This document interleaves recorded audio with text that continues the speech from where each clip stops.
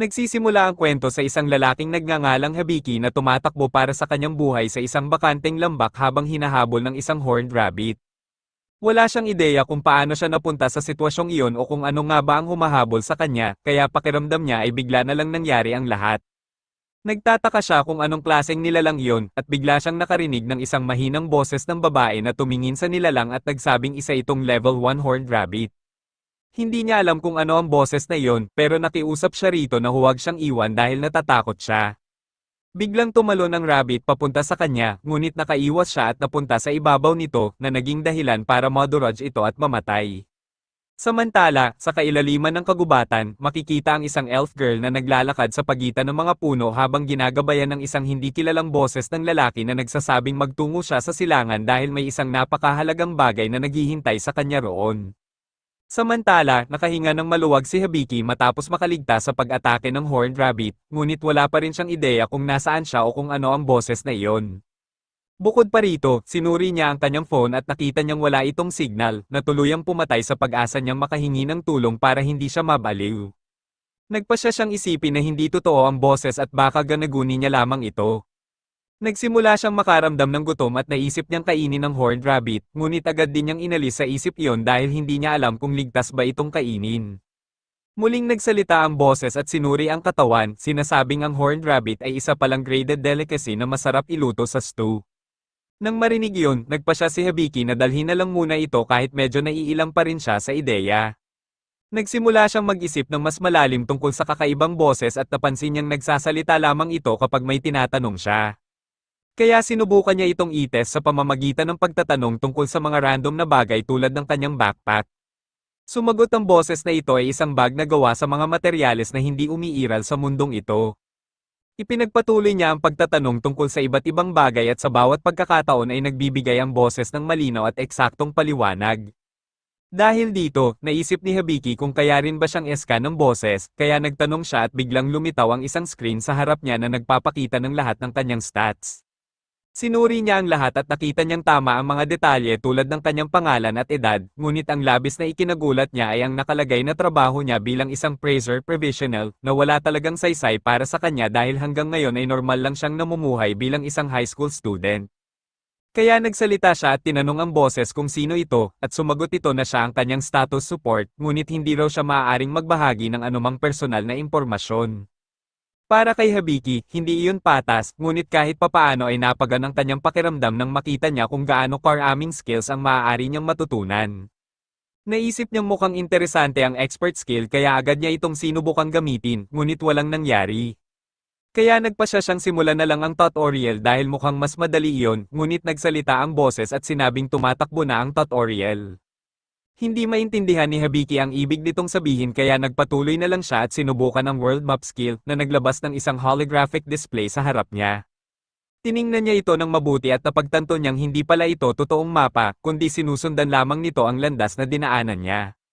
Doon niya na-realize na paikot-ikot lang pala siya sa paglalakad. Nang malanawan siya, ginamit niya ito bilang gabay at nagpatuloy sa paglalakad.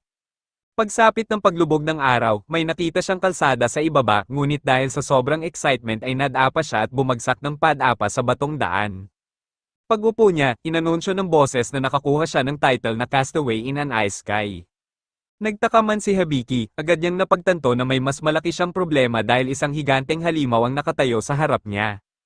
Akala niya ay katapusan na niya, ngunit biglang may lumipad na magic arrow mula sa kung saan at agad nitong pinabagsak ang halimaw.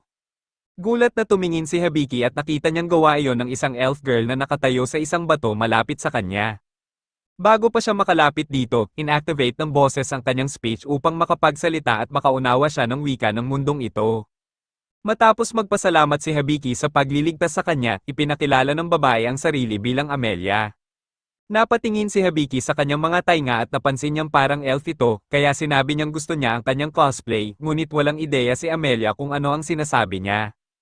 Pagkatapos ay tinanong siya ni Amelia kung ano ang ginagawa niya sa Maze Eater Grassland, at ipinaliwanag lang ni Habiki na bigla na lang siyang napunta roon ng walang dahilan, na ikinagulat ng dalaga. Samantala, nagsagawa ang boses ng isang full appraisal kay Amelia, at nagulat si Habiki nang malaman niyang isa talaga siyang tunay na elf. Mas sinuri pa niya ang kanyang stats at lalo siyang namangha nang makita niyang 56 years old na pala ito. Ipinaliwanag ni Amelia na ang Maze Eater Grassland ay isa palang halimaw na nagkukunwaring isang malawak na damuhan. Hindi ito direktang umaatake, kundi hinihintay lamang nitong mapagod at maliga ang biktima hanggang sa tuluyan na itong kainin. Dahil dito, napagtanto ni Hibiki kung gaano siya kalapit sa kamatayan.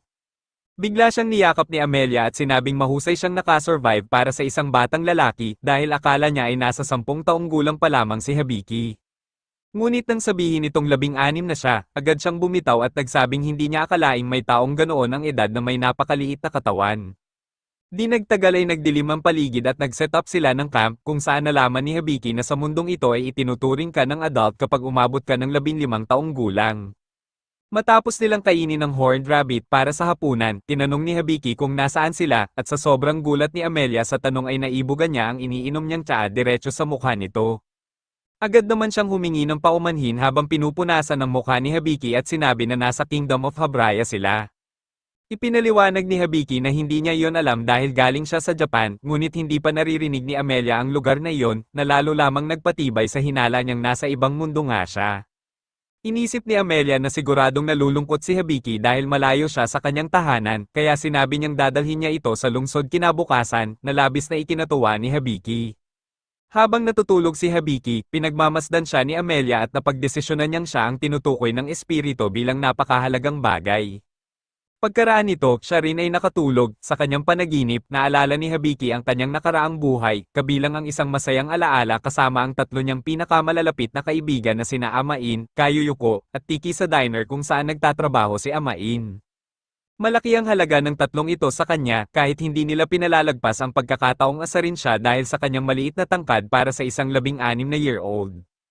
Pagkatapos nito, nagbago ang kanyang panaginip at ipinakita kung paano siya napunta sa mundong ito. Huling araw yon ng klase bago ang summer break, at papasok na sana si Hibiki sa classroom nang bigla siyang tamaan ng isang matinding liwanag, at sa sumunod na sandali ay napunta na siya sa mundong ito. Nagising siya mula sa panaginip at sinilip ang kanyang phone habang iniisip kung gaano na siguro nag-aalala ang kanyang mga kaibigan.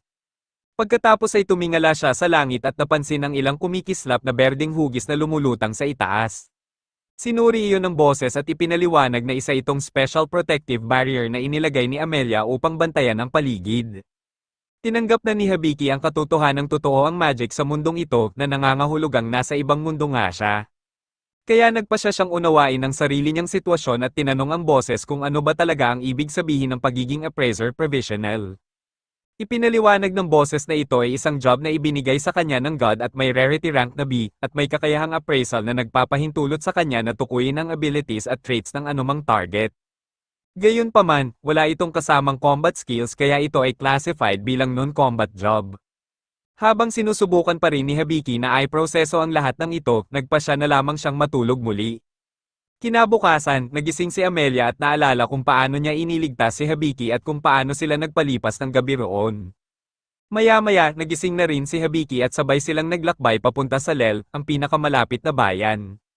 Habang naglalakad sila sa kagubatan, sinabi ni Amelia na aabutin sila ng 1.5 araw bago makarating doon. Binanggit din niya na may mga monsters sa lugar, ngunit pinayuhan niya si Hibiki na huwag mag-alala dahil poprotektahan niya ito. Namangha si Amelia na nararamdaman ni Hibiki ang presensya ng mga halimaw, at ipinaliwanag naman niya na dahil ito sa kanyang world map skill. Nagulat si Amelia nang marinig iyon dahil ang world map skill ay may rarity rank na AAA. Ngunit nang sabihin ni Hibiki na isa siyang appraiser provisional, hindi siya gaanong na-impress at itinuring pa itong parang biro. Hindi maintindihan ni Hibiki kung bakit malaking bagay ang world map skill dahil para sa kanya ay ipinapakita lamang nito kung saan siya nakapunta at kung may mga monsters sa paligid, samantalang si Amelia ay hindi makapaniwala kung paanong hindi niya nakikita kung gaano ito kahalaga para sa kanyang survival.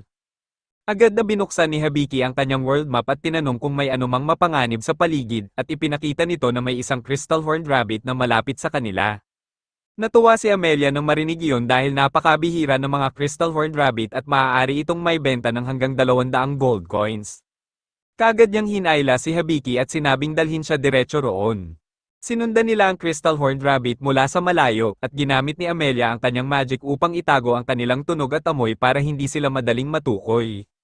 Labis na namangha si Habiki at sinabi kay Amelia na napakahusay niya, ngunit agad naman siyang binalika ni Amelia at sinabing si Habiki ang mas kahanga-hanga dahil sa kanyang world map skill, at na kahit anong adventurer party ay magiging maswerte na makuha siya dahil ang appraisal ay isang non-combat job.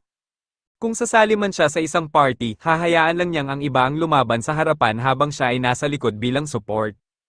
Gusto talaga ni Amelia na bumuo ng party kasama si Habiki, ngunit ayaw niyang magmukhang desperado kaya nagpasya siyang ipakita na lang ang kanyang kakayahan at hintayin na si Habiki ang mag-aya sa kanya. Hinawakan niya ang kanyang bow at naghanda sa pagbaril, ngunit napansin ni Habiki na wala siyang arrow. Ipinaliwanag ni Amelia na ang kanyang job ay spirit archer, ibig sabihin ay kaya niyang bumuo ng mga arrow mula sa hangin at iyon ang kanyang pinapana. Nagpakawala siya ng isang spirit arrow patungo sa rabbit, ngunit nakaiwas ito sa huling sandali na ikinagulat niya. Napag-isip ni Amelia na hindi na nila ito mahahabol dahil may escape skill ito na nagpapahintulot dito na umiwas sa mga atake sa napakabilis na paraan. Ngunit nang malaman ni Habiki na hindi nito magagamit ang skills nito habang umaatake, nakaisip siya ng plano, kung mapapalapit niya ang rabbit sa kanya, magkakaroon si Amelia ng malinaw na pagkakataon na tamaan ito. Hindi kumbinsido si Amelia na gagana ang simpleng plano, ngunit pinakalma siya ni Habiki at sinabing base sa kanyang appraisal, hindi ganoon katalino ang rabbit. Habang nasa bukas na lugar ang rabbit, biglang may umangat na pader na bato sa harap nito na ikinagulat nito.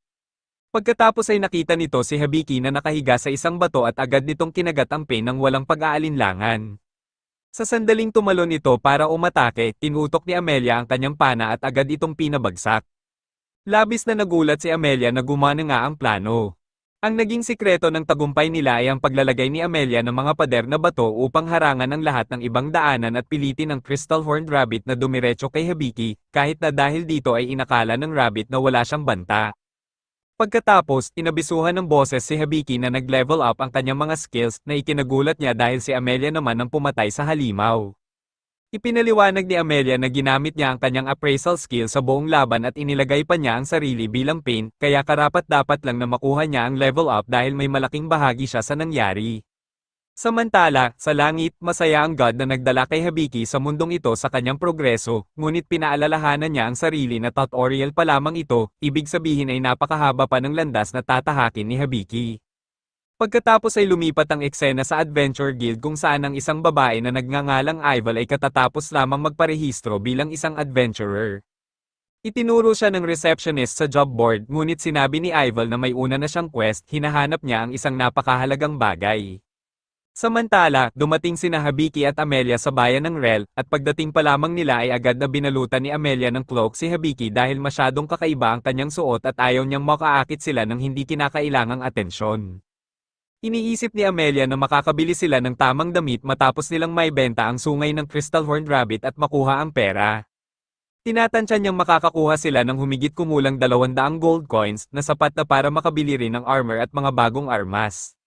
Bukod pa rito, wala talagang ideya si Habiki kung gaano kahalaga ang isang gold coin, kaya agad niyang tinignan ang kanyang status at nalaman niyang ang isang gold coin ay katumbas ng humigit kumulang 10,000 yen, na labis niyang ikinagulat dahil napakalaking halaga nito. Tumingin si Amelia kay Habiki na may pag-aalala at sinabi na habang nasa lungsod sila ay kailangan niyang itigil ang pagiging inosente dahil may mga taong hindi magdadalawang isip na samantalahin siya. Ngunit sa halip na matakot, lalo lamang nitong pinaniwala si Habiki na tila wala talagang kaibigan si Amelia. Pagkatapos nito, dinala ni Amelia si Habiki sa Adventurer Guild, at nang makita sila ng ibang adventurers sa loob, agad nilang inakala na kumuha si Amelia ng babysitting job. Sinabi ni Amelia sa kanila na kahit mukhang ganoon, si Habiki ay isa ng adult at isang registered rookie. Sinaway naman ng leader ng adventure group ang kanyang mga kasama at sinabing tigilan na ang pang-aasar sa bagong dating, kaya tumahimik na ang lahat. Pagkatapos nito, ipinaliwanag ni Amelia kay Habiki na ang kanilang party ay tinatawag na The Silver Banner.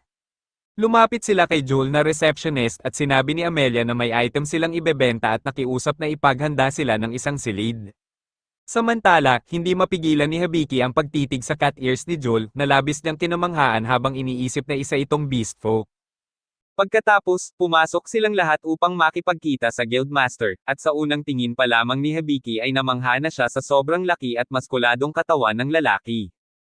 Bigla namang dramatikong hinubad ng Guildmaster ang kanyang damit at nagpakilalang si Dilliard. Unti-unti nang nawawalan ng pasensya si Amelia habang pinapanood si Hibiki na humahanga sa muscles ni Dilliard, kaya binuhusan niya silang dalawa ng malamig na tubig na agad nagbalik sa kanila sa katinoan. Matapos iyon, umupo silang lahat at formal na nagpakilala si Joel bilang receptionist at vice guildmaster, bago tanungin si Amelia kung ano ang nais nitong ibenta.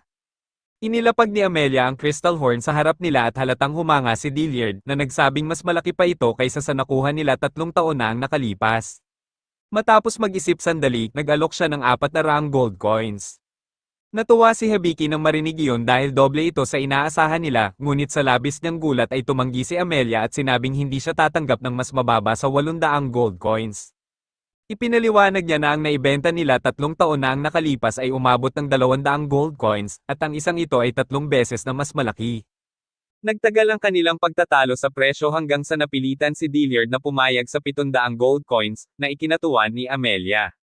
Ngunit biglang nag-iba ang aura ni Joel at nagpakita ng nakakatakot na presensya habang kalmadong pinaalalahanan si Dilliard na lampas na sa budget ang presyong napagkasundoan, kaya kukunin niya ang sobrang halaga diretso mula sa sahod nito, na labis namang ikinainis ni Dilliard.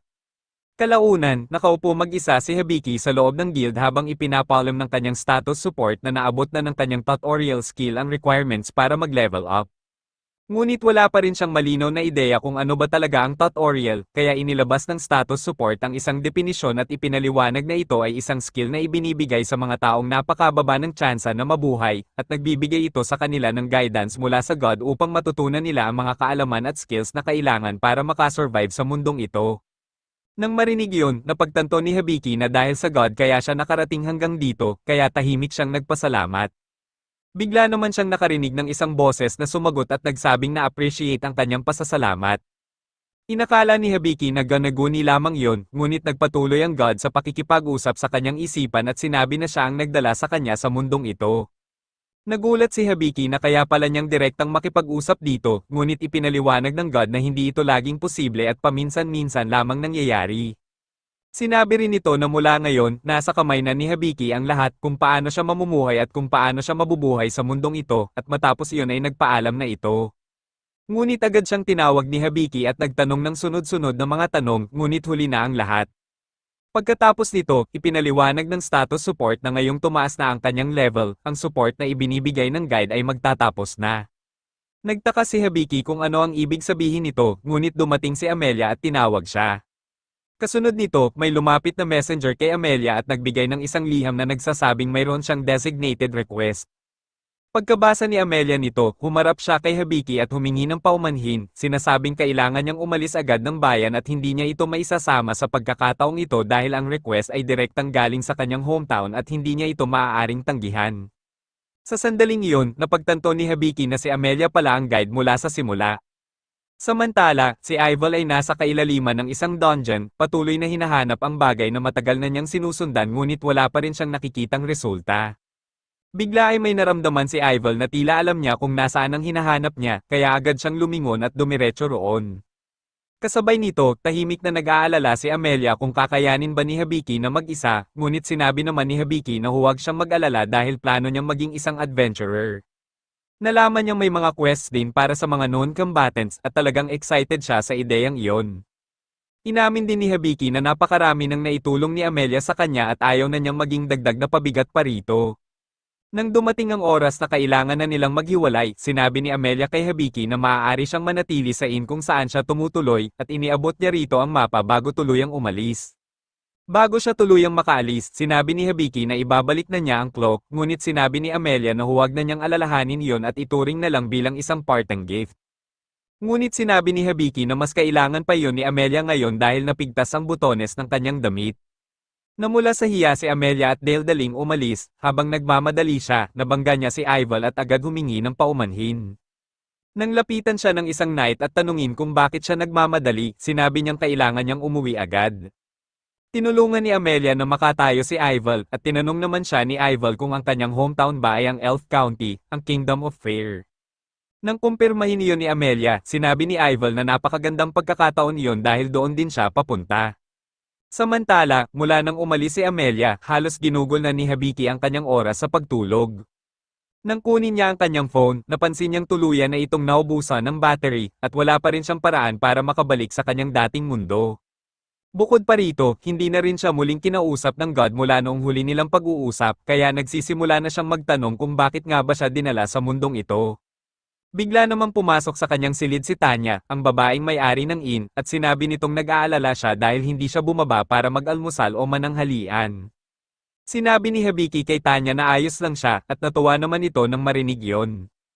Ipinaalam din niya na malapit nang maging handa ang hapunan, at sinabi ni Habiki na bababa siya agad. Pagkaalis ni Tanya, nagsimulang maramdaman ni Habiki ang pressure dahil ang natitira na lamang niyang pera ay mula sa pagbebenta ng horn, kaya kailangan na niyang maghanap ng trabaho sa lalong madaling panahon. Ngunit base sa kanyang stats, napaisip siya kung saan nga ba siya magiging kapakipakinabang. Ipinakita ng kanyang status support ang kanyang mga numero, at hindi nga ito kagandahan, kaya pinayuhan siya na umiwas sa solo combat. Gayunpaman, itinuro rin nito na mayroon siyang ilang technical skills tulad ng contract at medical book. Naisip ni Habiki na interesante ang medical book skill, kaya ipinaliwanag ng status support na maaari siyang mag-absorb ng kaalaman mula rito sa pamamagitan ng pagbabasa ng mga pahina nito. Pinayuhan din siya na basahin ang bawat pahina kung nais niyang tumaas ang level nito, ngunit may babala na kapag nagsimula na siyang magbasa, hindi na siya maaaring tumigil sa kalagitnaan. Medyo nagulat si Habiki sa kondisyong iyon, ngunit nagpa siya pa rin siyang subukan ito. Nang magsimula siyang magbasa ng medical book, biglang bumuhos sa kanyang isipan ang napakaraming kaalaman ng sabay-sabay, na lubos na ikinagulat niya. Samantala, patuloy sina Ival at Amelia sa kanilang paglalakbay papunta sa Elf County, at ibinahagi ni Amelia kay Ival na hindi niya mapigil ang isipin si Habiki at mag-alala kung magiging maayos ba ito. Inakala ni Ival na may nararamdaman si Amelia para kay Habiki, ngunit agad itong pinabulaanan ni Amelia, sinasabing kakakilala pa lamang niya rito at mas bata ito ng halos 40 taon kaysa sa kanya. Sa sandaling iyon, may isang maid na tumawag kay Amelia mula sa unahan, at nang makita niya ito ay agad siyang tumakbo at niyakap ito. Ipinaliwanag ni Amelia kay Ival na ito si Stalia, ang kanilang chief maid.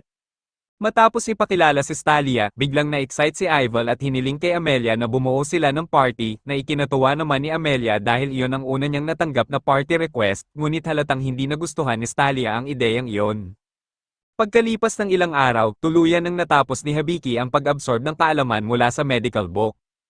Kahit na halatang pagod na pagod siya, naalala niyang kailangan pa rin niyang mamili kaya dumiretso siya sa armory upang kumuha ng armor. Pagkatapos at paglabas niya, sandali siyang napahinto at inalala kung gaano kahirap ang pinagdaanan niya sa pag-absorb ng lahat ng kaalaman mula sa medical book. Napagtanto niya na hindi madali ang pagkatuto ng skill sa mundong ito at bawat skill ay may kanya-kanyang paraan ng pag-aaral. Doon niya rin na-appreciate kung gaano siya mawawala kung wala ang kanyang status support, kaya nagpa siya siyang hindi na ito tawaging simpleng status, at binigyan niya ito ng pangalang Sapo upang mas madali itong tawagin. Pagdating niya sa guild upang maghanap ng trabaho, may isang adventurer na malubhang sugatan ang dinala sa loob, at nang makita ito ni Habiki ay napagtanto niyang ito ang lalaking nakasalamuhan niya kamakailan. Nataranta ang kasama nito at sumigaw na tinamaan ito ng isang silver ruby wolf at naniniwala siyang si Dilliard lamang ang makakapigil sa pagdurugo nito. Ngunit bigla itong netisod at pareho silang bumagsak sa sahig na naging dahilan para muling bumuhos ang dugo mula sa sugatang binti. Ipinaalam ni Joel na wala si Dilliard sa bayan sa kasalukuyan, ngunit maaari nilang subukan ang ibang uri ng healing magic. Hindi naman kumbinsido ang mga kasama nito dahil nasubukan na nila ang lahat ng kanilang naiisip. Tiningnan ni Habiki ang sitwasyon at napagdesisyonan niyang kailangang mapigilan agad ang pagdurugo. Dahil sa kaalamang nakuha niya mula sa medical book, naisip niyang may magagawa siya. Lumapit siya at hiniling na hayaan siyang tumingin dahil mayroon siyang medical skill. Agad na nagsagawa si Sapo ng pagsusuri at tinansya na mayroon na lamang 5 minuto bago mamatay ang lalaki. Nahawaan ito ng direct poison at nawalan ng 2 bahagi ng katawan, kaya kakailanganin ng parehong hypercure at perfect heal techniques para sa paggamot. Inisip ni Habiki na tila diretso lamang ang proseso, ngunit agad niyang napagtanto ang problema, kailangan ng 650 mana points para maisagawa ang buong paggamot, samantalang 56 lamang ang kanyang kasalukuyang mana. Agad na napagtanto ni Habiki na kahit alam niya kung paano isagawa ang paggamot ay wala itong silbi kung wala siyang sapat na mana para maisakatuparan ito, kaya nagsimula siyang mag-isip kung ano ang maaari niyang gawin. Iminungkahi ni Sapo na gamitin niya ang kanyang contract skill kung saan maaaring pumasok sa kasunduan ng mga taong nasa paligid niya at direktang ilipat ang kanilang mana points sa kanya upang magkaroon siya ng sapat na lakas para maisagawa ang paggamot. Walang pag-aatubiling pumayag ang lahat sa kontrata at agad na ipinadala ang kanilang mana sa kanya. Nang makalakam siya ng sapat, sinimulan niya ang paggamot gamit ang Hypercure upang tuluyang alisin ang Dirith Poison sa katawan ng lalaki, at sinundan ito ng Perfect Heal na naglabas ng isang maliwanag na asul na liwanag. Nang matapos ang lahat, nakahiga na ang adventurer na ganap ng gumaling at bumalik ang parehong nawalang bahagi ng kanyang katawan. Labis ang ginhawa ni Hibiki na nagawa niya ito, ngunit agad din siyang bumagsak pagkatapos. Sa kanyang panaginip, nakita niya ang kanyang dating kaibigan na si Amain na pinagsasabihan siya kung gaano kaangal ang kumilos mag-isa at ilagay sa panganib ang sariling buhay para sa iba, lalo na kung walang malinaw na layunin o kapalit. Sinabi nito na walang kasiguraduhan na palaging may darating para iligtas siya, kaya kailangan niyang maging mas maingat. Sa sandaling iyon, biglang nagising si Hibiki habang inaanunsyo ni Sapo kung gaano kalaki ang itinaas ng kanyang skills at levels. Lumapit si Joel at nagpasalamat sa kanya sa pagliligtas sa lalaking iyon, at ibinunyag na ito pala ay kanyang nakababatang kapatid na si Jade. Naguluhan si Hibiki dahil tao si Jade samantalang hindi si Joel, kaya ipinaliwanag ni Joel na magkaiba sila ng ina. Bukod doon, sinabi ni Hibiki na hindi siya dapat pasalamatan dahil nagawa lamang niya iyon dahil sa tulong ng mana ng lahat ng nasa paligid. Tinanggap ni Joel ang paliwanag na iyon, ngunit itinuro rin niya na kung wala si Hibiki ay siguradong namatay si Jade, kaya taimtim siyang humiling na tanggapin niya ang kanyang pasasalamat. Matapos iyon, sinabi ni Joel kay Hibiki na pinatahimik niya ang buong insidente dahil ang kakayahan niyang gamitin ang parehong Hypercure at Perfect Heal ay isang bagay na halos hindi pa naririnig kailanman. Ipinaliwanag ni Joel na kung kumalat ang balita tungkol sa kakayahan ni Hibiki, malaki ang posibilidad na may mga taong susubok na samantalahin siya para sa sariling pakinabang, kaya iminungkahi niyang sumali siya sa isang party dahil mas magiging ligtas siya kung may mga kasama siyang friendly combatants. Pinag-isipan nito ni Hibiki ngunit hindi pa siya lubos na kumbinsido, lalo na't hindi niya alam kung gaano siya katagal mananatili sa lungsod at ayaw niyang magdulot ng problema sa iba. Aminado siyang maganda sana ang may mga taong masasandalan, ngunit nagdududa siya kung gagana ito dahil isa siyang non-combatant. Kaya sinabi ni Joel na may isa pa siyang opsyon, ang kumuha ng bodyguard. Pagkatapos, lumipat ang eksena sa isang wolfman na nakakulong sa isang selda kasama ang isang maliit na babae, habang ipinapangako nitong dudurugin niya ang sinumang magtatangkang saktan ito. Kinabukasan, pumunta si Hibiki sa Debbie Company upang maghanap ng bodyguard at nakilala ang may-ari na si Jordan Debbie. Ngunit sa unang tingin pa lamang kay Hibiki, agad na natuwa si Debbie dahil naamoy niya ang potensyal na kita mula rito. Lumalabas na mayroon siyang skill na nagbibigay sa kanya ng kakayahang makaramdam ng kakaibang amoy mula sa mga taong mayaman na o magiging mayaman pa lang sa hinaharap. Ipinakita kay Hibiki ang ilang malalakas na kandidato para maging bodyguard, ngunit tinanggihan niya ang bawat isa, hindi dahil kulang sila sa lakas, kundi dahil wala silang sapat na MP. Sa huli, nais niyang magamit ang Hypercure at Perfect Heal mula sa medical book, at nangangailangan iyon ng bodyguard na may sapat na mana. Sinabi ni Debbie na marami pa siyang ibang opsyon, ngunit sa sandaling iyon ay nakatanggap si Hibiki ng payo mula sa God na maghanap na lang siya ng sarili niyang bodyguard. Habang dinadala siya ni Debbie sa susunod na mga pagpipilian, napansin ni Hibiki ang isang madilim na pasilyo sa gilid. Ipinaliwanag ni Debbie na may ilang opsyon doon, ngunit hindi niya ito inirerekomenda dahil ang mga iyon ay hindi angkop para sa normal na trabaho o labanan. Dahil hindi sila nakabalik sa kanilang mga homeland, pinayagan na lamang sila ni Debbie na manatili roon. Naisip ni Hibiki na baka pareho sila ng sitwasyon, kaya hiniling niyang dalhin siya ni Debbie sa lugar na iyon. Pagpasok niya, nakita niya ang isang wolf beastman na tila nagbabantay sa isang batang babae. Nagtaka siya kung bakit sila nakakulong, kaya ipinaliwanag ni Debbie na nagwala ang beastman habang pinoprotektahan ang bata. Ang batang babae ay natuklasang may magical abilities, ngunit wala pa itong kontrol dito kaya kusa itong sumasabog paminsan-minsan ng walang babala. Dahil dito, sinubukan ni Hibiki na i-appraise silang dalawa at nagulat siya nang malaman na may ilang stats na nakatago. Ipinaliwanag ni Sapo na ang kanilang stats ay sadyang pin-ik, kaya iminungkahi niyang gamitin ni Hibiki ang kanyang Expert Eye skill, ang pinakamataas na antas ng appraisal ability sa mundong ito na direktang ibinigay ng God. Ginamit ni Hibiki ang Expert Eye at muling sinuri ang dalawa, at natuklasan niyang ang Beastman ay si Claude, isang hero na nasa level 95. Samantala, ang batang babae ay si Lillian, na may taglay na Raging Sanctuary status, na nangangahulugang ang kanyang kaluluwa ay direktang konektado sa realm ng mga Diyos. Pinag-isipan ito ni Habiki at napagtanto niyang pareho silang may sapat na MP, ngunit napaisip siya kung pinapayagan ba siyang isama ang isang hero at isang sage. Muling nagsalita ang god at sinabing gawin niya ang nais niya. Bukod dito, iminungkahi ni Sapo na gamitin niya ang technical skill na relief measure, kahit hindi nito lubos na ipinaliwanag kung bakit. Inisip ni Habiki na maaaring ito ay isang skill na makakatulong kay Claude upang alisin ang curse na nakalagay sa kanya. Sa huli, nagdesisyon si Habiki na bilhin silang dalawa, at napasigaw sa tuwa si Debbie dahil lalo pang lumakas ang amoy ng kayamanan na nararamdaman niya mula kay Habiki. Pagkatapos nito, dinala ni Habiki sina Claude at Lillian sa isang bukas na lugar, at agad namang napaisip si Claude kung ano nga ba ang balak gawin ni Habiki sa kanilang dalawa. Ngunit sinabi lamang ni Habiki kay Claude na kumalma at mag-relax dahil naroon siya upang gamutin siya, na labis na ikinagulat ni Claude. Gayunpaman, sinabi niya kay Lillian na kakailanganin niya ang tulong nito upang maging matagumpay ang plano. Naghinala si Claude na baka ito ay isang bitag o panlilinlang, ngunit pinatigil siya ni Lillian at sinabing huwag mag-overthink dahil sa buong buhay niya ay si Claude ang laging nagpoprotekta at naigal iligtas sa kanya, kaya sa pagkakataong ito ay gusto naman niyang siya ang magligtas kay Claude. Ipinaliwanag ni Habiki kay Lillian na upang maisagawa ito, kakailanganin niya ang malaking bahagi ng kanyang MP at kailangan din itong pumayag sa isang contract. Walang pag-aatubiling pumayag si Lillian at agad na ipinasa ang kanyang MP kay Habiki na nagbigay sa kanya ng sapat na lakas upang activate ang perfect heal technique. Sa isang iglap, ganap na naibalik ang nawawalang mga bahagi ng katawan ni Claude at tuluyang gumaling ang lahat ng kanyang sugat na parang hindi kailanman nangyari.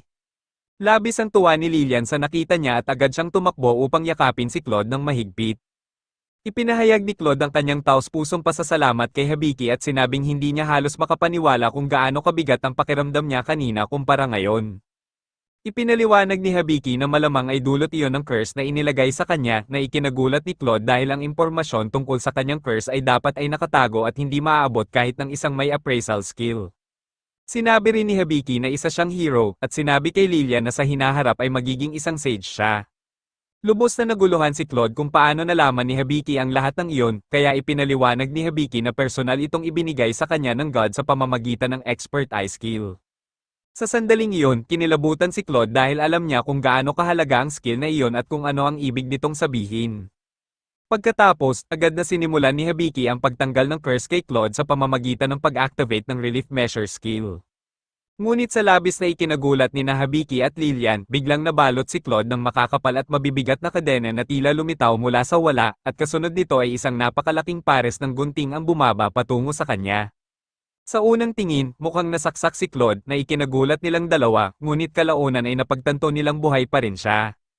Nang bumaba ang gunting at maputol ang isa sa mga kadena na matagal nang nagpapabigat sa kanya, sandaling inalala ni Claude ang kanyang pakiramdam at napagtanto niyang bagamat hindi pa siya ganap na bumabalik sa dati niyang lakas, nararamdaman na niyang unti-unti itong bumabalik sa kanya. Pagkatapos, yumuko siya ng may paggalang kay Habiki at taimtim na humingi ng paumanhin sa kanyang naging bastos na asal kanina. Kasunod nito, sinabi niyang nais niyang isagawa ang Ceremony of Allegiance kasama si Habiki. Walang ideya si Habiki kung ano iyon, kaya ipinaliwanag ni Claude na isa itong sagradong ritual kung saan iaalay niya ang kanyang kaluluwa kay Habiki at mangangakong mananatili sa kanyang tabi anuman ang mangyari. Nagsalita si Sapo at iminungkahi kay Habiki na gamitin ang contract skill para sa seremonyang iyon, dahil ang kontrata ay may kapangyarihang atali ang magkabilang panig sa kanilang mga pangako, kaya kung papasok sila sa isang kontrata, obligado silang tuparin ang lahat ng napagkasundoan. Pinag-isipan nito ni Habiki at napagpasyahan niyang hindi naman ito masama, kaya pumayag siyang ituloy ang kontrata. Nagsimula ang proseso at ipinangako ni Claude ang kanyang buong katapatan kay Habiki, at nang tanggapin ito ni Habiki, matagumpay na nabuo ang kontrata sa pagitan nila. Lumitaw ang isang marka sa kanilang mga palso na naging simbolo ng Crest of the Light Spirits, na kumakatawan sa katapatan at pangakong ibinabahagi nila sa isa't isa. Pinanood ni Lillian ang buong pangyayari at labis ang kanyang tuwa, habang sa kabilang banda, patuloy naman sa kanilang paglalakbay sina Amelia, Ival, at Stalia. Matapos ang ilang oras na paglalakbay, iminungkahi ni Amelia na huminto muna sila sa isang hot spring upang makapagpahinga sa natitirang bahagi ng araw. Sa una ay natuwa si Stalia sa ideya, ngunit nang mapag-isipan niya ito ng mabuti, sinubukan niyang pigilan si Amelia dahil kung pupunta sila roon, kailangan din nilang maligo kasama si Ival, at ayaw niyang mas mapalapit pa ito kay Amelia. Ngunit sa kabila ng lahat ng pagtutol ni Stalia, nanindigan si Amelia na pupunta sila sa hot spring, kaya wala nang nagawa si Stalia kundi tanggapin ang kanyang pagkatalo. Samantala, ipinaliwanag ni Habiki kina Claude at Lilian ang buong sitwasyon kung bakit kailangan niyang kumuha ng MP mula sa iba upang magamit ang kanyang perfect heal skill, at malinaw naman nila itong naunawaan. Pagkatapos nito, nagkasundo silang magsagawa ng isang sharing contract na naging dahilan upang mag-level up ang kanyang technical contract skill. Napansin ni Claude na tila may binubulong si Habiki sa sarili habang ginagawa ang lahat ng ito, kaya tinanong niya kung ano iyon. Ipinaliwanag ni Habiki na isa lamang itong boses na nagbibigay sa kanya ng mga paliwanag at gumagabay sa kanya. Agad namang natigilan si Claude at nagulat nang mapagtanto na ang tinutukoy ni Habiki ay ang tutorial skill, isang kakayahang direktang ibinibigay ng God. Naunawaan din ni Claude na nangangahulugan ito na si Habiki ay nagmula sa ibang mundo, at nagulat naman si Habiki na alam na ni Claude ang tungkol sa pagkakaroon ng ibang mundo. Tinanong ni Habiki kung ayos lang ba kay Claude na siya ay galing sa ibang mundo, at sumagot si Claude na wala itong kahit anong epekto sa kanya at hindi nito mababago ang kanyang katapatan kay Habiki. Pagkatapos nito, nagpatuloy sila sa kanilang paglalakbay, at ipinaliwanag ni Claude na ang God na konektado kay Habiki ay malamang ang Chief God. Sa mundong ito, may humigit kumulang 11 mga Diyos, at ang Chief God ang itinuturing na pinakauna at pinakamakapangyarihan sa kanilang lahat. Ipinaliwanag ni Claude na ang tutorial at expert eye ay mga divine blessings na tanging ang Chief God lamang ang maaaring magbigay at walang ibang makakagawa nito. Dahil dito, naniniwala si Claude na talagang pinili ng Chief God si Habiki at may espesyal na interes sa kanya. Ngunit para kay Habiki, mahirap paniwalaan na siya ang pagtutuunan ng pansin ng Chief God kung mayroon namang tulad ni Claude at Lilian na mas kahanga-hanga.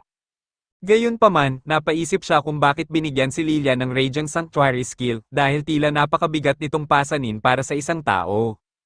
Wala ring alam si Claude at Lilian tungkol dito, kaya ipinaliwanag ni Habiki na ito ay isang skill na naglalabas ng napakalakas at napakabigat na kapangyarihan na tila sumisira sa kanya mula sa loob. Dahil dito, natulala si Lilian sa gulat at agad pinagsisihan ni Habiki na nabanggit pa niya iyon.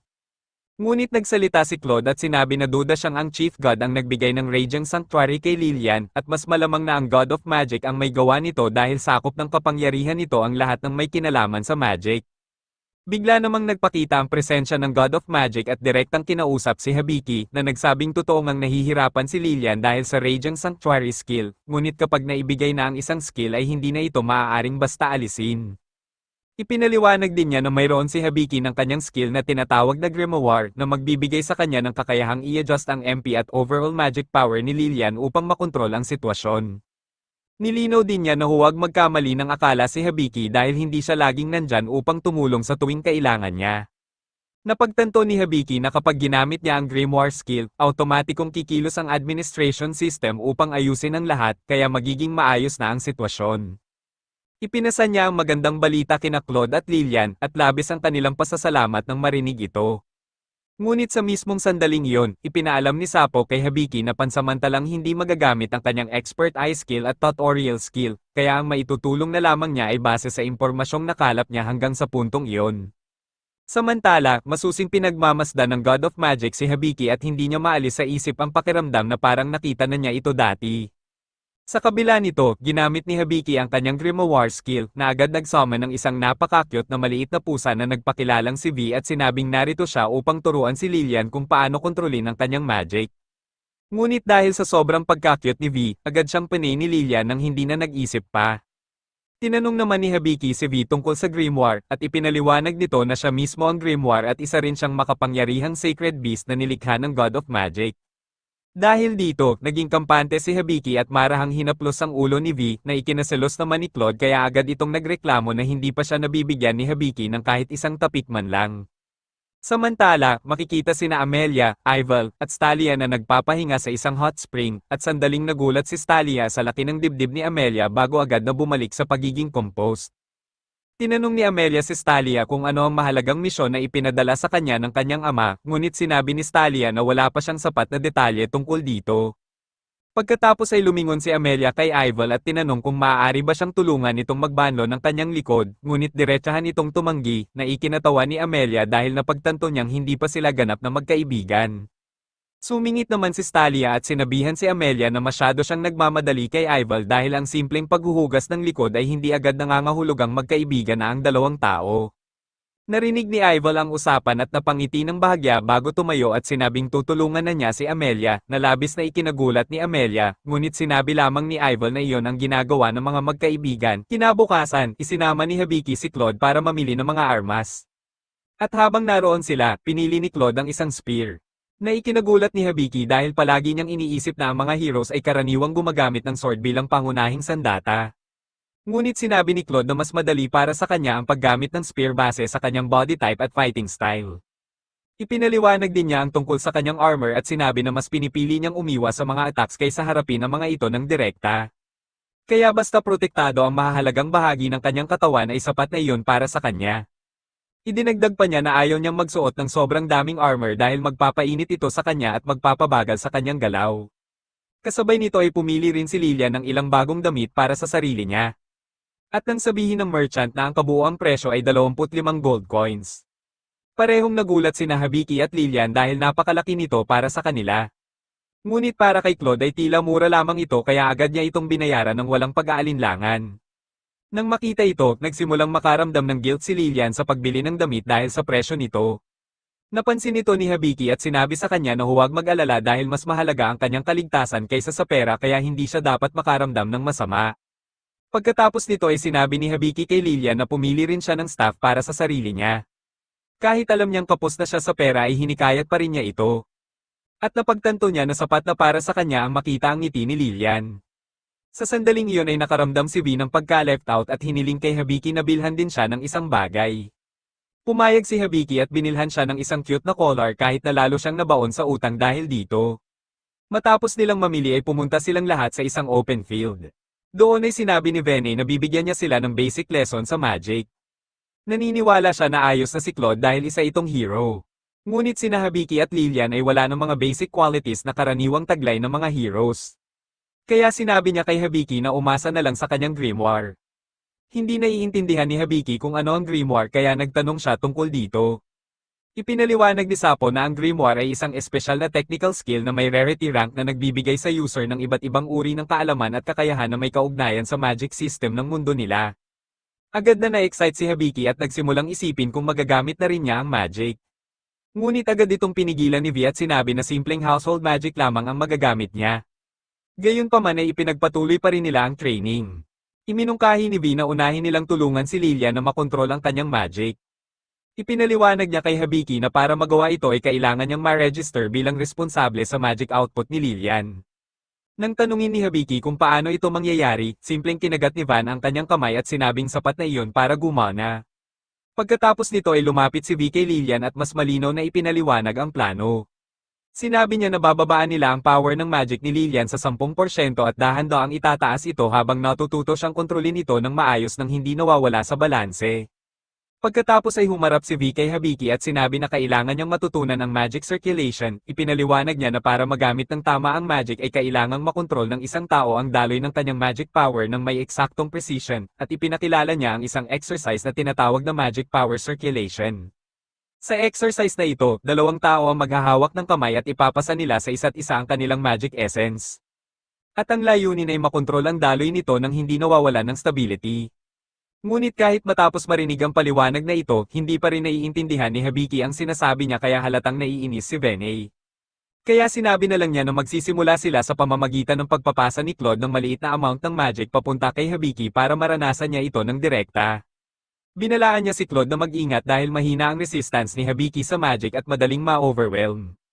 Pumayag si Claude at sinimulan niyang ipasa ang kanyang magic kay Hibiki. Halos agad-agad ay naging sobrang intense ang pakiramdam. At pagkalipas ng ilang segundo, biglang natagpuan ni Hibiki ang sarili niya sa isang kakaibang walang lamang espasyo na unti-unting nagbago at naging isang forest sa ilalim ng starry night sky. Tumingin-tingin si Hibiki at pagkatapos ay lumingon sa isang malapit na body of water. Doon ay nakita niya ang isang elf girl na tumingin pabalik sa kanya at tinawag siyang Claude. At sa sandaling iyon ay napagtanto ni Hibiki na tila kinuha niya ang appearance at identity ni Claude. Sinubukan niyang manatiling kalmado at kumilos ng natural habang lumalapit at umupo sa tabi nito. Habang nangyayari ito ay nagsimula ring ma-access ni Hibiki ang mga alaala ni Claude. At mula sa mga alaala na iyon ay nalaman niya na ang pangalan ng babae ay Anastasia. Nakita rin niya na matagal nang magkakilala sina Claude at Anastasia mula pagkabata at halos palagi silang magkasama habang lumalaki kaya naging napakalalim ng kanilang bond at naniwala si Claude na mananatili iyon magpakailanman.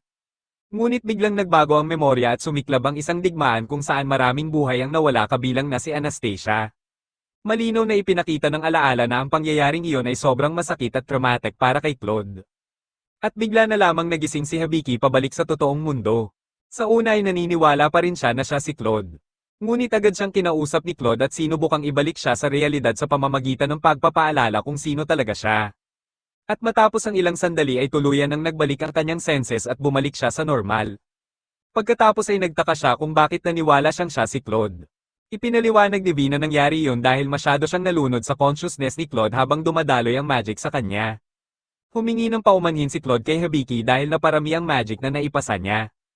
Ngunit agad siyang pinagalitan ni VH at pinaalalahanan na malinaw niyang sinabi na kaunting amount lang ang ipasa at mag-ingat. Kinagabihan, abala si Hibiki sa pagmomop ng sahig ng kanyang kwarto bilang bahagi ng kanyang training para sa household magic. Ang household magic ay isang uri ng magic na ginagamit para tumulong sa araw-araw na gawain at simpleng aktibidad. Ngunit para matutunan ito ay kailangan ng tulong ng spirits. Kapag ang isang tao ay naglalabas ng magical energy habang gumagawa ng normal na gawain ay unti-unting nagtitipon ng mga spirit sa enerhiyang iyon sa paglipas ng panahon. At kapag nasiyahan na sila ay tutugan sila at tuturuan ng taong iyon kung paano gamitin ng maayos ang household magic. Matagal nang ginagawa ni Hibiki ang mga gawaing ito ngunit wala pa rin siyang natatanggap na anumang response kaya nagsimula siyang magduda kung gumagana ba talaga ang paraang ito o nagsasayang lang siya ng oras. Ngunit ipinagpatuloy pa rin niya ito na umaasang may mangyayari, makalipas ang ilang sandali ay dumating sina Claude at Lillian sa kanyang kwarto, at habang papasok si Claude ay aksidente niyang natabig ang mop bucket ni Hibiki at natapon ang tubig sa sahig, kaya agad siyang humingi ng paumanhin at sinimulang linisin ito. Gayunpaman, sinabi ni Hibiki kay Claude na huwag na itong mag-alala. At sinabi pa niya na cute si Claude kapag nagiging clumsy ito. Na siyang ikinahiya ni Claude habang lumilipas ang oras ay nagsimulang mag-improve si Lillian at unti-unting gumagaling sa pagkontrol ng kanyang magic. Nang makita ito ay iminungkahi ni Claude na subukan din ni Hibiki ang ilang practical training imbes na puro chores lang ang ginagawa. Sumagot si Hibiki na hindi nga niya alam kung paano gumamit ng sword. Ngunit sinabi ni Claude na huwag na niyang isipin iyon at sa halip ay binigyan siya ng bow and arrow para subukan. Sinubukan ni Hibiki na tumira sa isang target ng ilang beses ngunit lahat ng kanyang shots ay sobrang sablay. Kahit ilang ulit pa niyang subukan ay nabibigo siya sa bawat attempt. Na nagpapakita na malayo pa ang kanyang lalakbayin. Samantala sa forest ay naglalakbay si Amelia kasama ang iba habang iniisip kung kamusta na si Hibiki. At habang nagpapatuloy sila ay nakarating sila sa isang crossroad kung saan ang isang daan ay isang shortcut.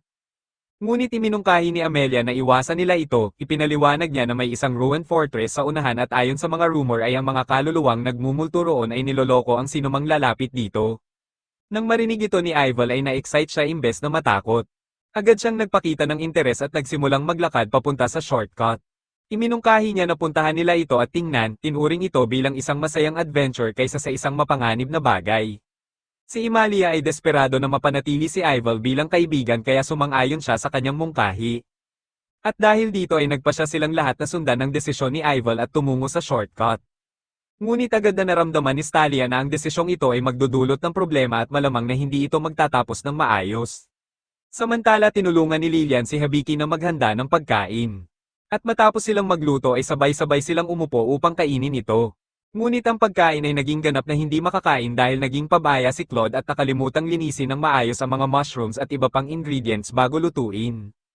Dahil dito ay napagtanto nila na hindi gaanong kapakipakinabang si Claude sa labas ng combat situations. Agad namang ipinagtanggol ni Claude ang sarili niya at sinabi na ang kakulangan niya sa ibang skills ay dahil sa curse na ipinataw sa kanya. Na siyang nagpa-curious kay Hibiki kaya tinanong niya si Claude kung alam ba niya kung sino ang nagbigay ng curse sa kanya. Sumagot si Claude na hindi niya alam kung sino ang responsable nito. Kalaunan habang naghuhugas ng pinggan si Hibiki sa tabi ng ilog ay bigla siyang inabisuhan ni Sapo na nakakuha siya ng bagong skill na tinatawag na bubble wash na isang uri ng household magic. Pagkatapos ay iminungkahi ni Sapo na tingnan ni Hibiki ang kanyang world map. At nang gawin niya ito ay nakita niya na may isang Russian boar na uri ng monster na papalapit sa kanilang lokasyon ng napakabilis. Habang papalapit ang monster ay humakbang si Claude ng may kumpiyansa at ginamit ang kanyang spear kasama ang kanyang precision strike technique upang talunin ang boar ng mabilis at madali. Matapos itong mapatay ay itinuro ni Claude na ang amoy ng dugo ay maaaring makaakit ng ibang monsters kaya kailangan nilang asikasuhin agad ang katawan nito. Ngunit sinamantala ni Lilian ang pagkakataon upang gamitin ang kanyang water magic at ipakita ang kanyang natutunan, agad niyang inactivate ang kanyang odor isolation skill upang alisin ang lahat ng dugo mula sa boar at iniwan itong ganap na malinis, at matapos iyon ay sinabi ni Claude na tuturuan na niya sila kung paano tama ang pag-butcher ng isang monster. Samantala, nang makarating sina Amelia at ang iba sa Ruined Fortress, ginamit ni Ival ang kanyang magic mirror upang obserbahan ang paligid. At nalaman niyang ang lugar ay puno ng maraming restless souls. Kasabay nito ay biglang sumigaw si Amelia sa tuwa dahil iniisip niyang nakakita siya ng napakaraming treasure. Ngunit nang suriin ito ni Ival ay napagtanto niyang hindi ito tunay na treasure kundi isang magical gas na nagpapakita ng illusions base sa pinakamalalim na kagustuhan ng isang tao. Dahilan upang mahulog sina Amelia at Stalia sa isang parang daydream na estado. Agad namang ginamit ni Ival ang kanyang magic upang ayusin ang sitwasyon. Samantala bumalik naman tayo kina Habiki at sa iba. Matapos nilang i-butcher ang boar ay lahat sila ay marumi at nababalot ng dugo kaya nagpa siya si Habiki na ito na ang tamang oras para subukan ang kanyang bagong skill na bubble wash. Nang activate niya ito ay biglang bumulwak ang mga soap bubbles na may mataas na pressure at tumama kay Claude, at matapos mawala ang mga bubbles ay naiwan si Claude na ganap na malinis, mas malinis pa kaysa dati. Sinabi rin niya na tila na-refresh ng bubble wash ang kanyang katawan at naibalik ang ilan sa kanyang lakas. Makalipas ang ilang sandali, inamin ni Habiki sa kanyang mga kaibigan na wala na silang masyadong pera ngayon. Itinuro ni Zoid na malaki na ang nagastos nila at sa ilang mahalagang bagay, tulad ng collar ni Pina. Napagpasyahan ni Habiki na baka oras na para kumuha sila ng mga trabaho mula sa guild upang kumita ng pera. Wala namang nakikitang problema si Uro dito, at sinabi ni Lily na gusto rin niyang subukan ito. Sinabi naman ni Zoid na nakatulong ang kanilang magic training upang lumakas sina Habiki at Lily. Gayunpaman, dahil nagsisimula pa lamang sila, kailangan nilang magsimula sa rank F quests. Makalipas ang kaunti, dumating sila sa Adventurers Guild, at opisyal silang nirehistro ni Joel bilang isang party. Natutuwa siyang makita na nakahanap si Habiki ng mga kasama, at iniabot niya ang isang napakalaking tambak ng quest requests. Nagtaka si Habiki kung bakit napakarami nito, kaya ipinaliwanag ni Zoid na kapag gumagawa ka ng mga quest na mababa ang bayad, common sense na kumuha ng marami ng sabay-sabay, dahil kung hindi ay hindi ka talaga kikita. Kaya sinabi ni Habiki na kukunin na nila lahat. Pagkatapos, ipinakita ni Joel ang isa pang quest at agad sinabi ni Zoid na hindi angkop ang rank nito. Isa itong capture quest at ang tanging lead nila ay isang buntot. Nagtaka si Habiki kung ano ang ginawa ng taong kailangan nilang hulihin at ipinaliwanag ng guild worker na si Miter na isa itong bandit na madalas targetin ang mayayaman. Hindi iniisip ni Habiki na may kinalaman sila sa ganitong klase ng tao, kaya hindi nila tinanggap ang quest. Makalipas ang ilang sandali, makikita si Habiki sa field na nangangaso ng kuneho. Nakita niya ang target na nasa humigit kumulang 20 meters ang layo at iniisip niya kung kaya niya itong tamaan. Lubos na napagod ang ating bida matapos ang maraming pagtatangka bago tuluyang makapuntos. Sinabi ni Zoid na ideal sana kung isang shot lang, pero pasado pa rin yon. Dumating sina Jasta, Vina, at Lily na may dalang malaking haul. Marami silang napites na metrika fruit na kanilang nakita. Ipinaliwanag ni Vina na maaari itong gamitin bilang path markers kapag naliligaw sa bundok, at buong pagmamalaking ipinakita ito ni Lily. Ipinakita niya kung paano ito gumagana sa pamamagitan ng paghagis nito sa isang puno upang mag-iwan ng marka. Humanga si Habiki at sinabi ni Zoid na magpahinga muna sila. Habang nagpapahinga, iniisip ni Habiki na tila dumating siya sa mundong ito bago magsimula ang summer break. Habang nag-uusap sila ng kanyang mga kaibigan tungkol sa pagpunta sa kung saan ang magkakasama, napaisip si Habiki kung paano siya hindi na makakabalik sa sarili niyang mundo. Kailangan niyang makahanap ng kahit anong clue, pero sa ngayon, wala pa siyang ideya kung saan magsisimula. Samantala, pinag-uusapan ni na Amalia at Ival na malapit na silang makarating sa border. Sinabi ni Amalia na papalapit na sila sa katapusan ng kanilang paglalakbay, ngunit tahimik na naiirita si Ival. Hindi pa rin niya nahahanap ang hinahanap niya at iniisip niya kung saan napunta ang kaluluwa ng isang partikular na babae. Pagkatapos, humarap si Amalia kay Ival at binigyan siya ng isang travel amulet bilang simbolo ng kanilang pagkakaibigan. Kung may mangyari man kay Ival, ipapaalam ng mga spirits kay Amalia at agad siyang pupunta upang tulungan siya. Mukhang naantig si Ival dito at nagpasalamat siya kay Amalia. Sa kaibuturan, iniisip ni Ival na maaari pa niyang ipagpatuloy ang pagpapanggap bilang kaibigan ni Amalia ng kaunti pa. Bumalik sa ating bida, nagpasya si Hibiki na mag-splurge sila ngayong araw at kumain ng masarap dahil malaki rin ang kinita nila sa kanilang mga quest. Naalala niya ang nangyari noong isinumite nila ang quest sa guild. Naging kainahinala si Mitri dahil parang hindi ka panipaniwala na kaya iyon ng isang rank F group. Tinatanong pa niya kung binili lang ba nila ang item sa ibang lugar at na-offend si Hibiki. Lihai timo ang kanilang haul pero hindi niya inaasahan na ganoon sila paghihinalaan. Bigla naman nilang nakasalubong si Balls at natuwa si Hibiki na makita siya. Agad na tiningnan ni Balls si Hibiki at nagtaka kung mas lumaki ba ang katawan niya mula nung huli silang magkita. Hindi sigurado si Hibiki, ngunit bago pa siya makasagot, sinabi ni Balls na tuturuan niya siya agad ng epektibong paraan para palakasin ang kanyang muscles. Ngunit agad namang pumagitna si Claude at pinigilan siya. Ipinakilala niya ang sarili bilang knight ni Hibiki at idineklara na siya ang may responsibilidad sa training ni Hibiki. Nagulat si Hibiki dito at nagsimulang uminit ang sitwasyon. Hindi sumang-ayon si Balls kay Claude at sinabi niyang sa nakikita niya, kulang na kulang pa sa muscle si Hibiki. Dagdag pa niya na aakyat na si Hibiki sa yugto ng pagiging ganap na adulto at mas maraming muscle ay palaging maganda. Tumutol si Claude at sinabing ang sobrang bulky na muscle ay nagpapabagal ng galaw at mas mainam ang natural na pagbuo nito. Gumanti si Balls at sinabing tila kulang din sa muscle si Claude sa itaas. Bigla niyang hinubad ang kanyang damit na parang isang baliw at nagsimula ang isang matinding labanan sa pagitan nila. Ang kanilang labanan ay nagdulot ng napakalaking pinsala sa paligid kaya agad na nagsiyalisa ng mga taong nanunood. Nakapagtataka, may isang babae na nanatili at nakatitig kay Hibiki. Napansin ni Hibiki na natatalo na si Claude kaya hiniling niya kay Sobo na i-appraise si Balls upang makita ang kanyang stats. Ipinakita ng appraisal na si Balls ay isang level 75 paladin na may napakalalakas na stats. Ang kanyang skills ay nasa ibang level at napagtanto ni Hibiki na napakalakas niya. Patuloy ang labanan at lalo pang na-overpower si Claude. Sinabihan siya ni Balls na sumuko na, ngunit tumanggi si Claude.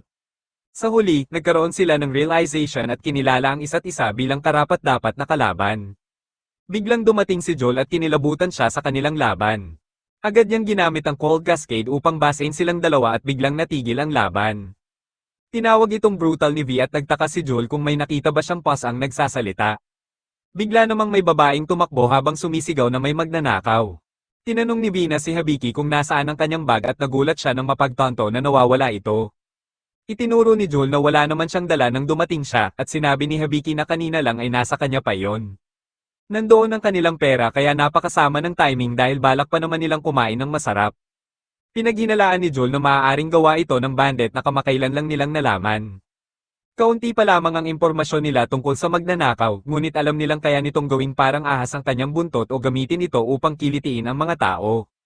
Bukod pa rito, palaging mayayaman ang target nito, makalipas ang ilang sandali, tiningnan ni Hibiki ang wanted poster at iniisip niya kung accurate ba ang mga guhit.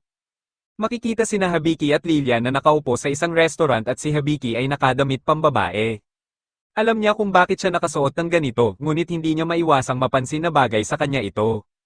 Ipinaliwanag ni Vina na ang plano ay gamitin si Hibiki bilang pain upang mahuli ang bandit.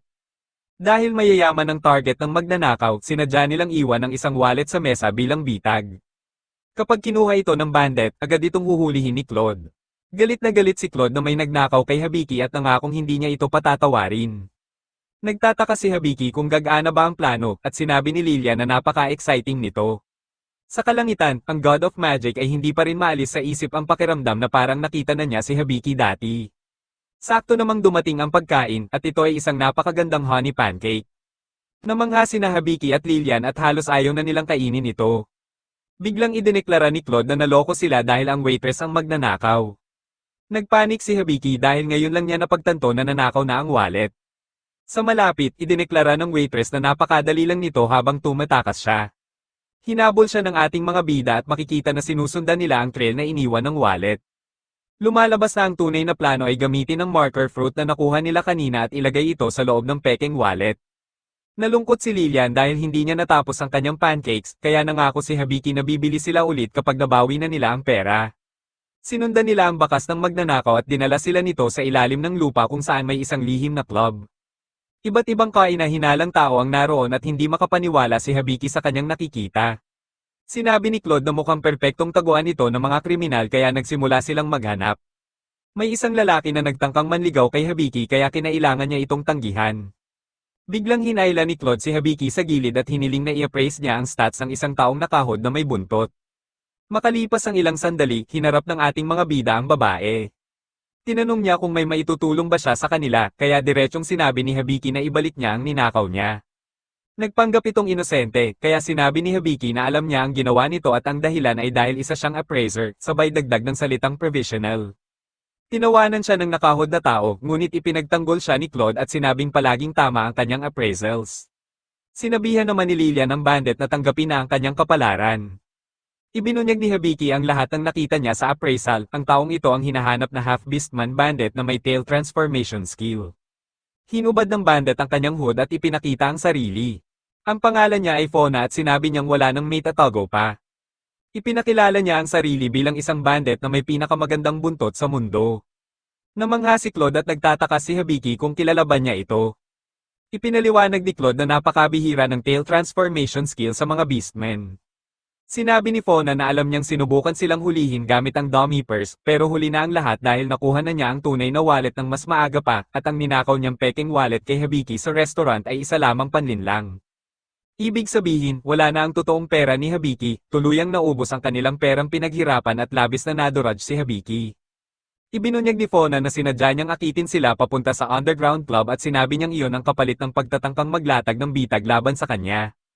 Nag-activate siya ng isang trap na babagsak kay Habiki kaya kinailangan siyang iligtas ni Claude. Nagkahiwa-hiwalay ang ating mga bida kaya sinabi ni Claude kay Habiki na habulin si Fauna.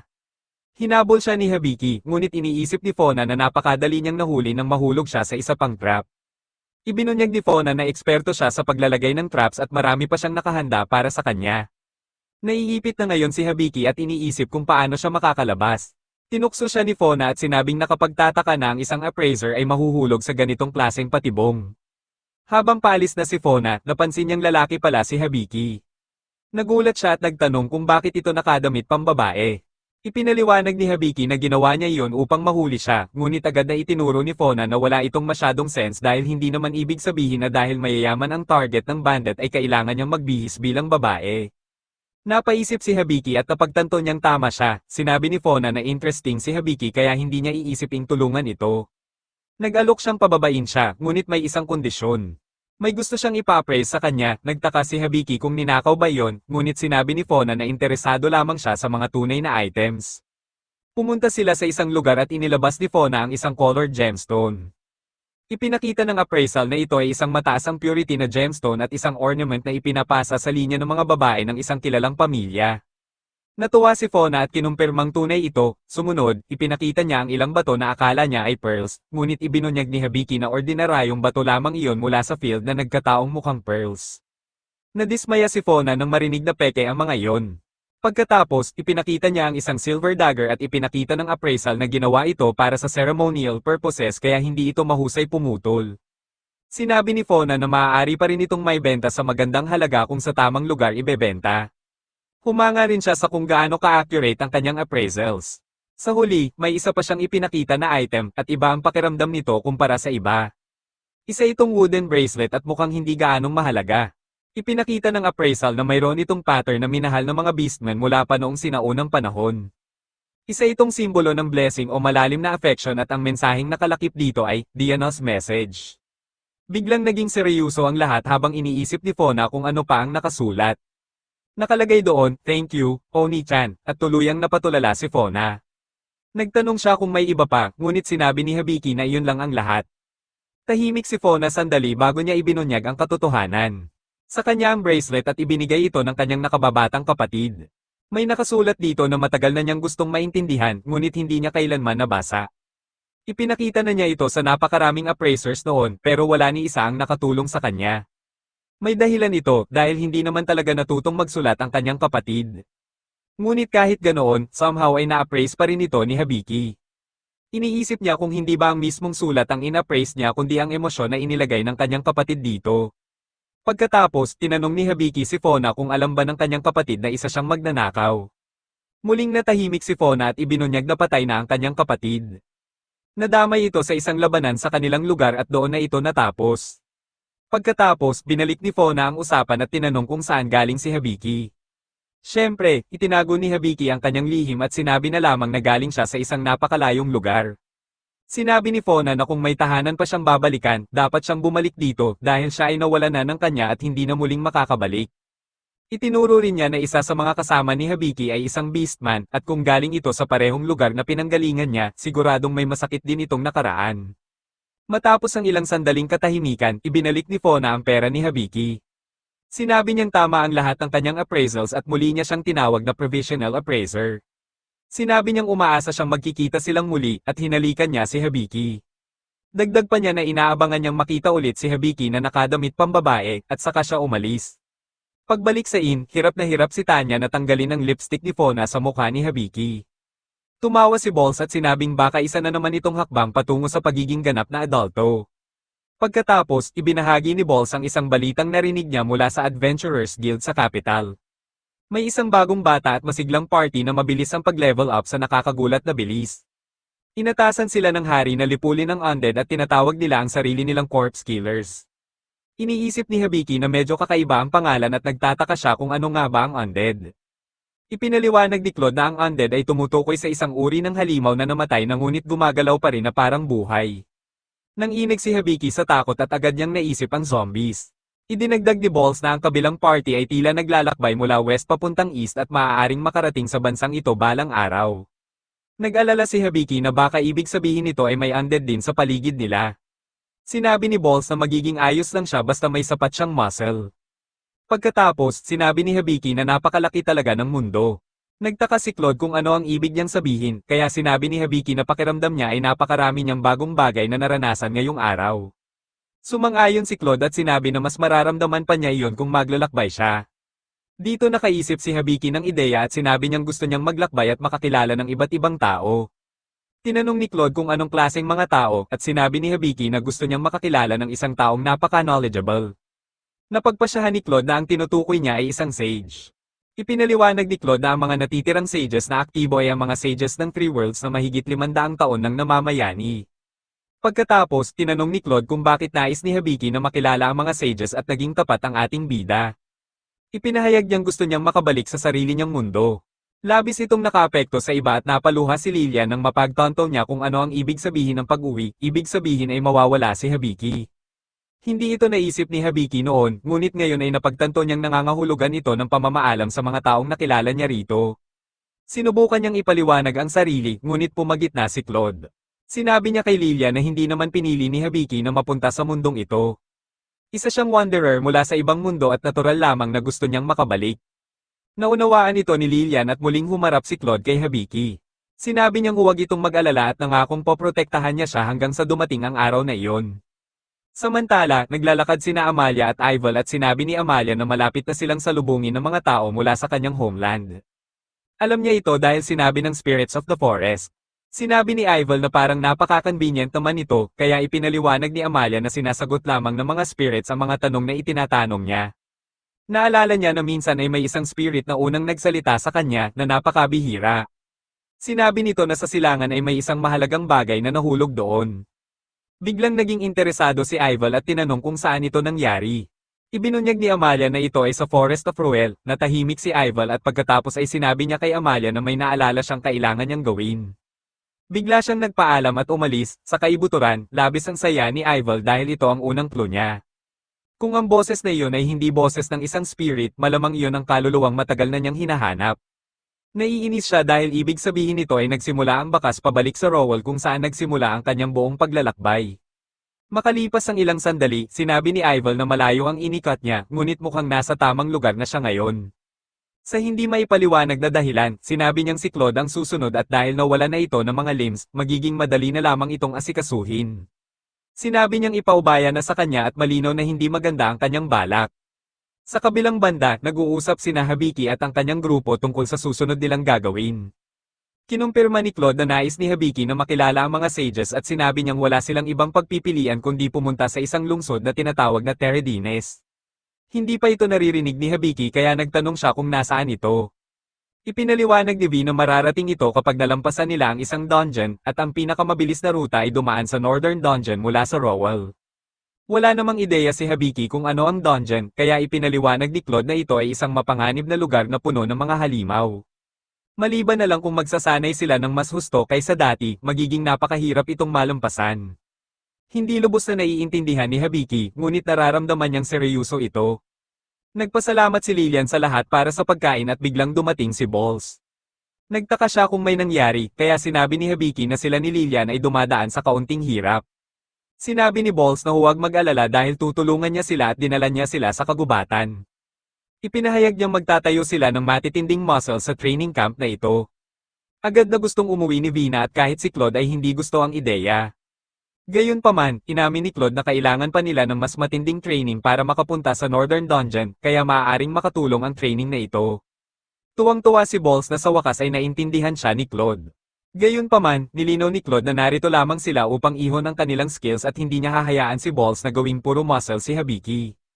Nagpatuloy ang kanilang pagtatalo tungkol sa muscles laban sa skills habang sinasabi na lamang ni Habiki sa sarili niya na gagawin niya ang kanyang makakaya. Nagsimula ang training at todo ang effort ni Habiki sa paggawa ng iba't ibang exercises. Pinapanood siya ni Lilian at Vina mula sa malayo at sinabi ni Lilian na talagang nagsusumikap si Habiki. Sumang-ayon si Vina at sinabing kahit na medyo mahina pa siya, ibinibigay naman niya ang kanyang buong effort. Nagtaka si Lilian kung ganoon ba siya kasipag dahil gusto niyang makabalik sa kanyang tahanan. Sinabi ni Vina na, who knows, pero hindi mahalaga kung ano ang iniisip niya, pareho pa rin siyang tao. Bigla namang dumating si Tanya mula sa inn upang pasayahin sila at napaisip si Lilian kung nagtatrabaho pa ba ito. Habang lumilipas ang araw, inutusan ni Claude si Habiki na ituon ang kanyang mata sa target. Pinapalakas niya ang loob nito matapos magpakawala ng isang arrow, ngunit gusto niyang tamaan nito ang mismong target.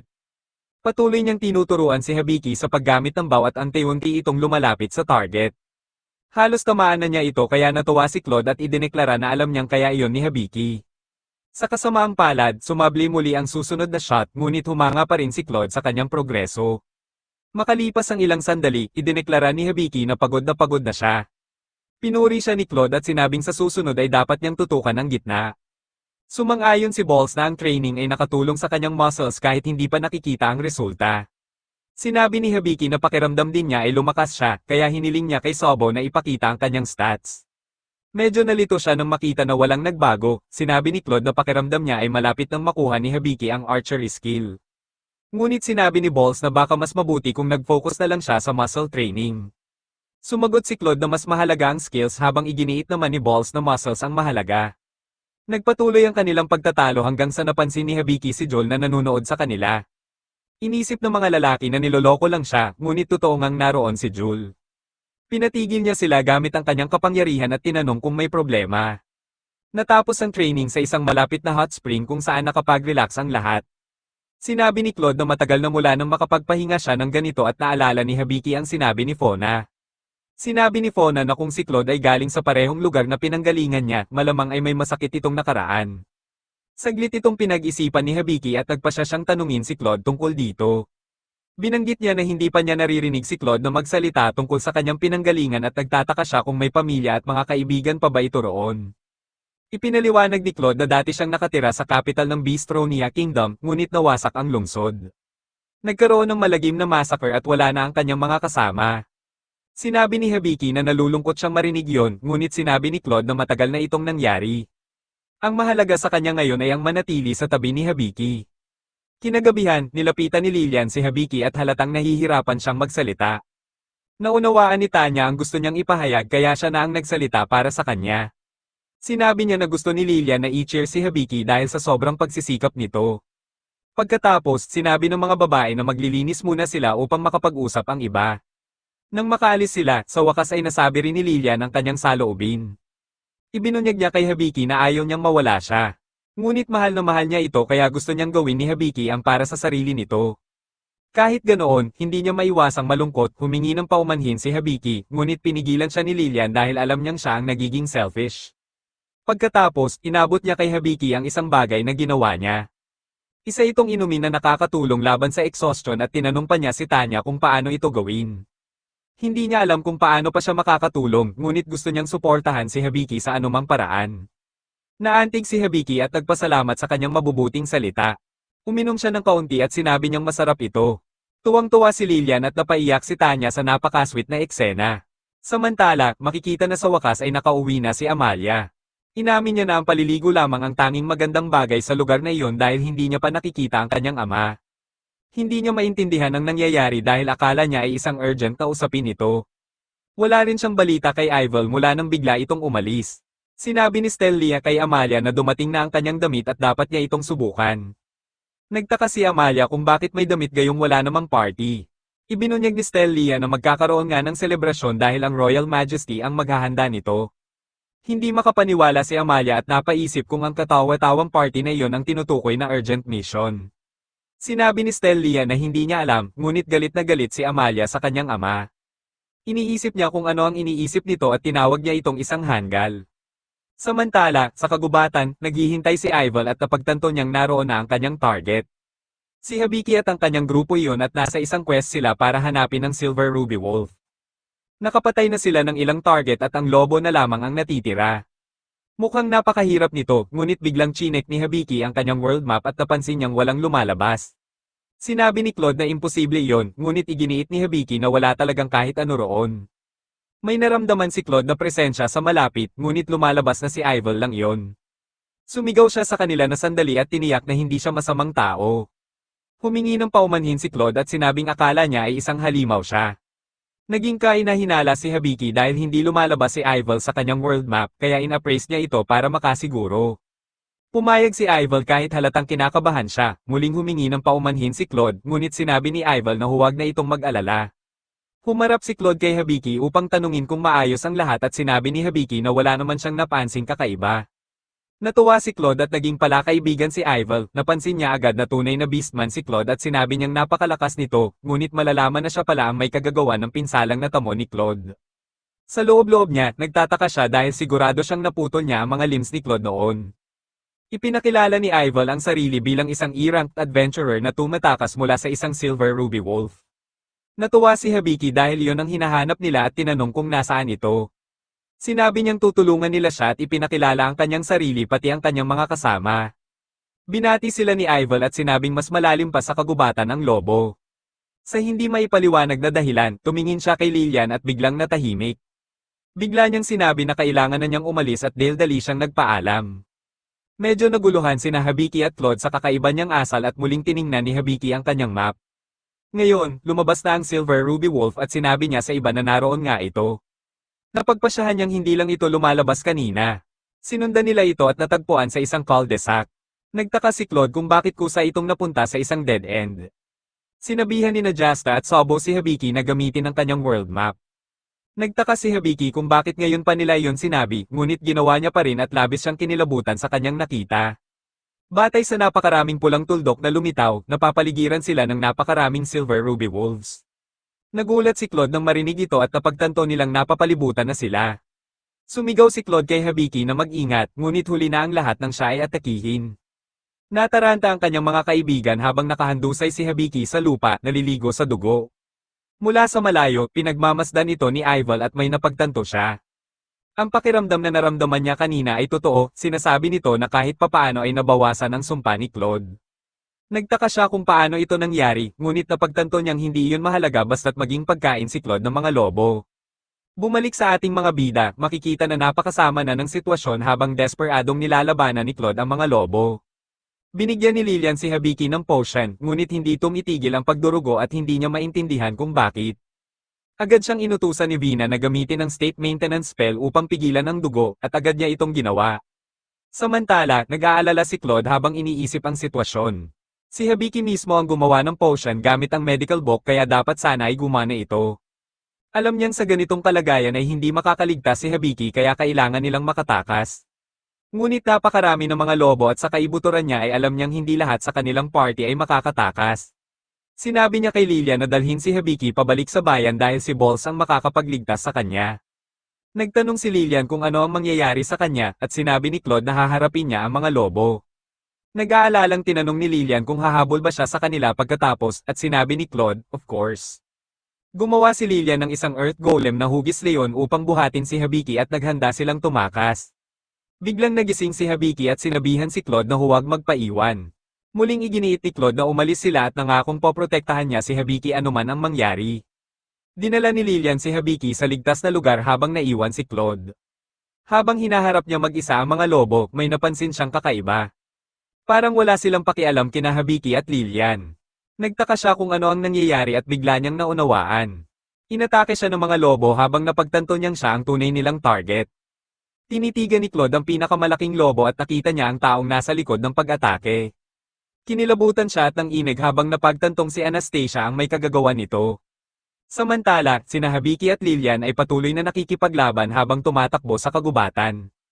Sinabihan ni Hibiki si Lillian na huminto at bumalik, ngunit alam niyang hindi niya iyon magagawa. Biglang sinabi ni Vina na may paparating, biglang lumitaw ang isang Silver Emerald Wolf at sinubukan silang atakihin. Wala silang ibang pagpipilian kundi tumakbo papasok sa isang kuweba at ginamit ni Lillian ang Earth Magic upang isara ang pasukan. Ilang lobo pa ang dumating sa labas at ginamit ang kanilang kakayahan upang simulang wasakin ang harang. Mabilis silang nakakalapit kaya sinabihan si Lillian na gumamit muli ng magic. Ginamit niya ang Arrow Veil attack at nakakuha sila ng kaunting oras. Halos hindi na makagalaw si Hibiki ngunit nagpasya siyang kumilos na. Inactivate niya ang kanyang medical book at ipinakita nito ang lahat ng mali sa kanyang katawan. Ang unang kondisyon ay hemorrhaging dahil sa nasirang carotid artery.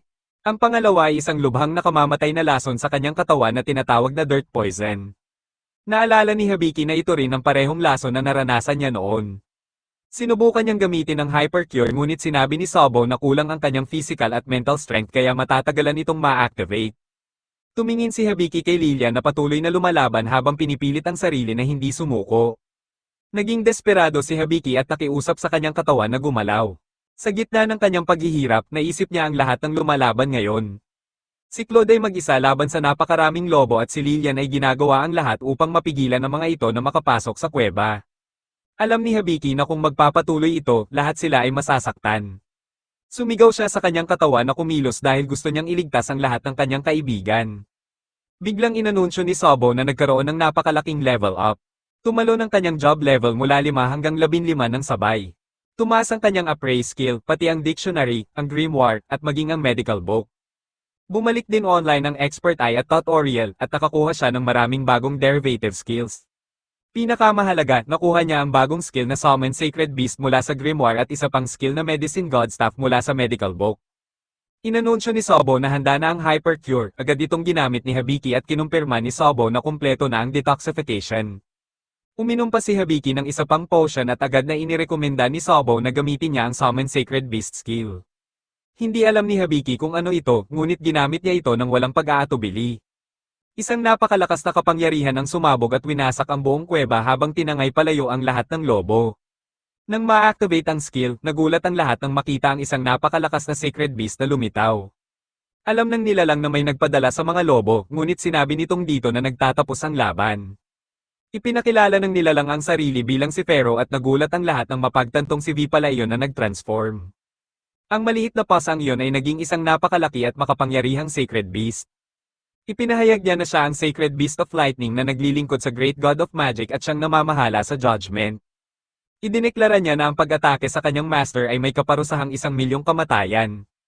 Bilang parusa, ang katawan at kaluluwa ng mga lobo ay tuluyang buburahin. Pagkatapos, pinakawalan niya ang kanyang ultimate attack na tinatawag na Judge End at nagpabagsak siya ng napakaraming kidlat. Natakpan nito ang buong lugar at tuluyang nalipol ang mga lobo. Nang matapos ang lahat, kalmado niyang sinabi na ligtas na sila ngayon. Nakatitig si Hibiki sa kanya nang hindi makapaniwala at tinanong kung siya nga ba si V. Kinumpirma niya ito at ipinaliwanag na dahil sa Summon Sacred Beast skill ni Hibiki, pansamantala niyang nabawi ang kanyang tunay na kapangyarihan. Napagtanto ni Hibiki na sa anyong iyon, kaya pa niyang talunin ang malaking lobo na kalaban ni Claude. Dahil dito, agad niyang sinabi na bumalik sila upang tulungan siya. Sa kasamaang palad, sinabi ni V na hindi na nila iyon magagawa dahil ubos na ang oras. Hindi nagtatagal ang spell at bumalik siya sa kanyang maliit na anyo. Nagtaka si Hibiki kung maaari ba nilang gamitin muli ang skill, ngunit sinabi ni Sabo na kailangan pa ng oras bago ito muling ma-activate. Hindi ito tinanggap ni Hibiki bilang dahilan para sumuko at sinabi niyang gagawa na lang sila ng paraan. Ibinunyag ni V na ang umatake sa kanila ay isang Silver Diamond Wolf na mas malakas pa kaysa sa inaasahan ni Hibiki. Sa kasamaang palad, sinabi niyang wala siyang laban dito. Ngunit lalo lamang nitong pinatibay ang desisyon ni Hibiki na bumalik.